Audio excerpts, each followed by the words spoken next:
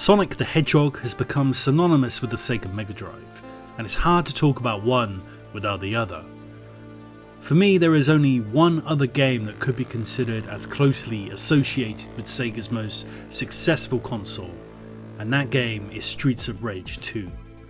This game is always on people's top games on the Mega Drive, and top games ever for that matter. I have awesome memories of playing this as a kid, and my appreciation for it has only grown over the years as I played it on the numerous releases it's had on modern consoles. With Streets of Rage 4 released today, I think it's time to celebrate the series, and there's no better way to do this than to look back at the most popular chapter in that series.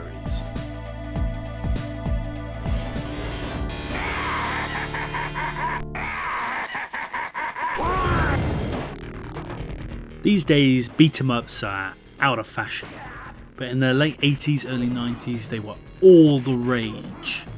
Pun most definitely intended. With games like Double Dragon and Final Fight putting the genre on the map, Sega were keen to develop a similar type of game for their up-and-coming Mega Drive hardware. And so, Streets of Rage was born.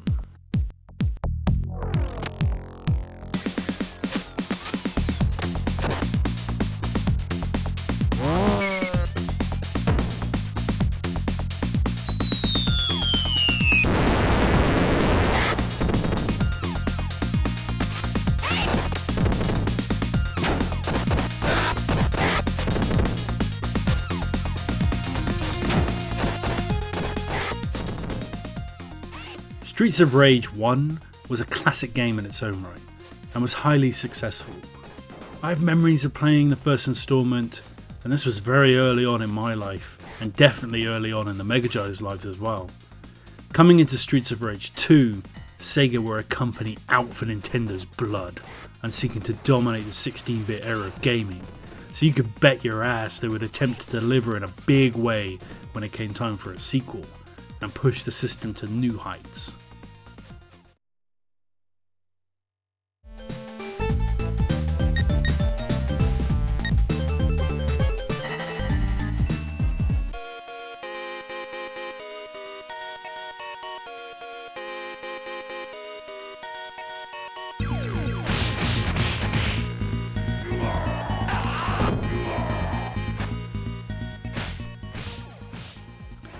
Streets of Rage 2 improves on the original in almost every way.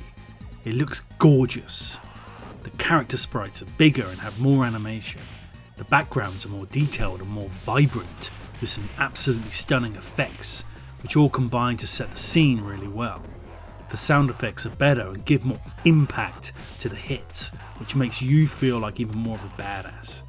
There are new movesets for the characters, with the main one being special moves, replacing the police car super move from the first game. These special moves cause tons of damage to enemies, but also drain some of your life at the same time, so you have to decide when you're going to use it, and use it wisely. You also have blitz attacks, and a whole combination of other ways to dispatch your foes. This means there's a bit more gameplay, and slightly more variation. There is better and more satisfying hit detection as well, which helps create smoother gameplay and a better feel to the combat overall. You feel the punches and kicks, and beating people to a pulp never felt so damn good. This is stress relief at its finest. Had a bad day, stressed, play this game and feel it wash away in an orgy of pain and mayhem.